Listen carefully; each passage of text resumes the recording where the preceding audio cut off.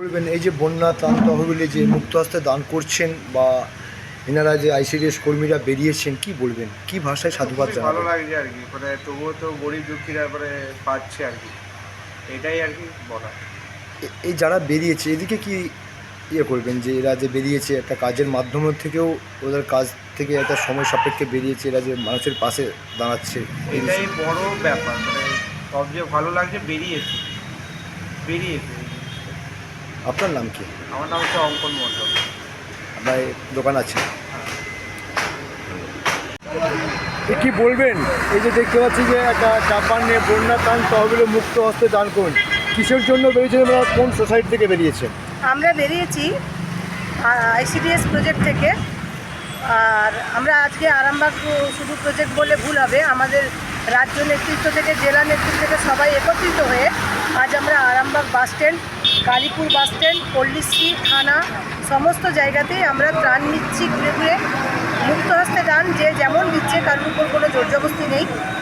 আর জোর বললে ভুল বলা হবে, আমি যেহেতু একজন বাস মালিক আপনারা জানেন, সেই কারণে আমি বাসের স্টাফের থেকেও টাকা নিয়েছি। তারা স্বেচ্ছায় কেউ 50 টাকা, কেউ 100 টাকা, কেউ বা যেমন আমার নিজের গাড়ি 150 টাকা, আবার কেউ বা 10 টাকা 5 টাকাও দিয়েছেন।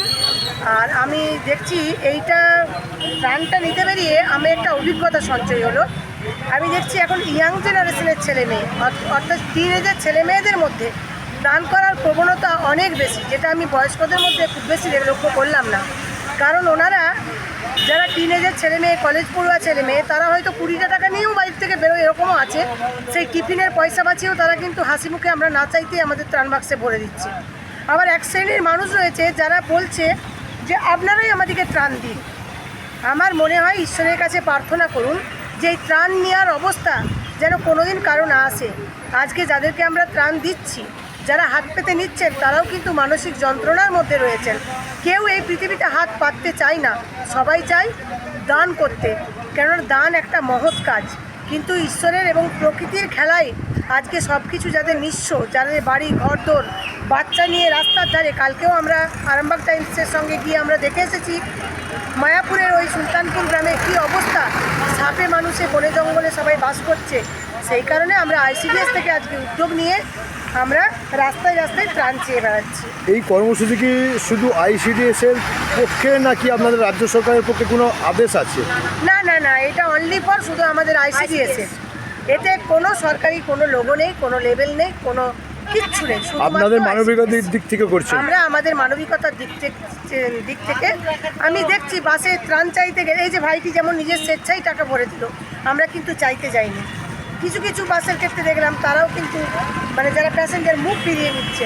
আমরা তো নিজের পেট ভরানোর জন্য আজ রাস্তায় বেরোইনি, আমরা দুস্থ মানুষদের পাশে দাঁড়াতে চাই।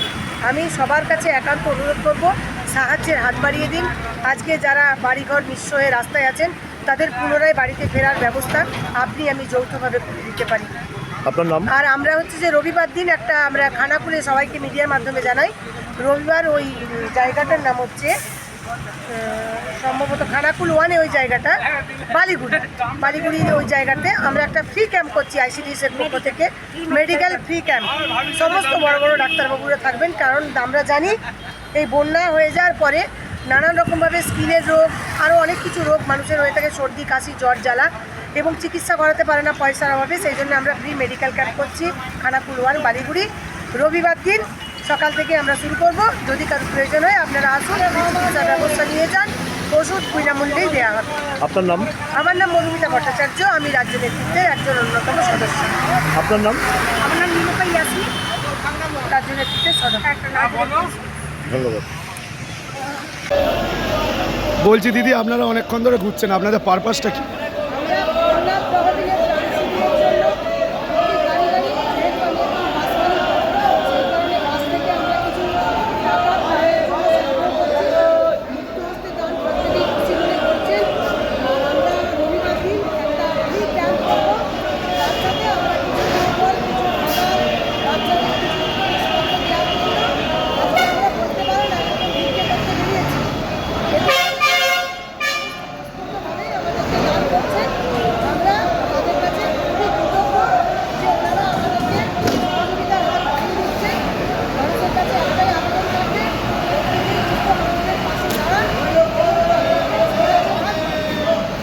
সাধারণ মানুষ কি আপনাদের পাশে দাঁড়াচ্ছে?